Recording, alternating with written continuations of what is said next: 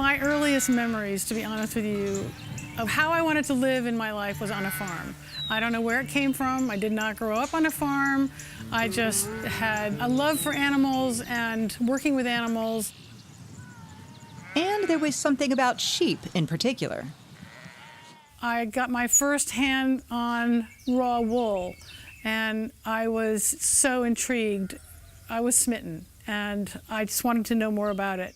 But at the time, Lee Langstaff lived and worked in Washington, D.C., so the closest she could get to wool was spinning and knitting.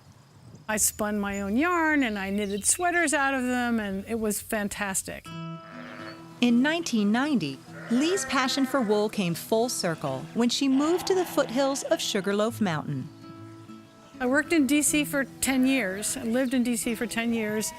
And then my brother moved from Houston to this area, and he bought this beautiful farm. Shepherd's Hay Farm sits on 225 acres. Here, Lee raises a flock of 100 sheep for breeding and producing high-quality hand-spinning fleeces. I wanted to create wool that is a fantastic experience for people who hand process their wool, so hand spinners in particular. And as president of Maryland's Sheep Breeders Association, Lee knows what it takes to make quality wool. All her fleeces are natural and free of dye. People come out here all the time and say, oh, I thought sheep were white. But in fact, sheep started out not being white. Humans made them white and bred and selected specifically for white. So now we're in the position of breeding specifically to bring back some of the beautiful natural colors. Today, sheep are lining up for their annual haircut. Everything is about trying to ensure that the wool comes off of the shearing floor intact and as clean as possible.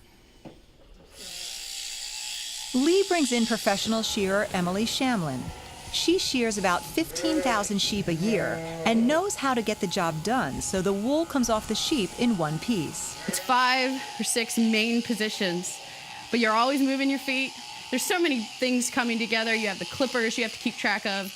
You have the sheep you have to get track of. Your feet are always moving. You're feeling the animal, and it's this dance that all has to come together to make it work.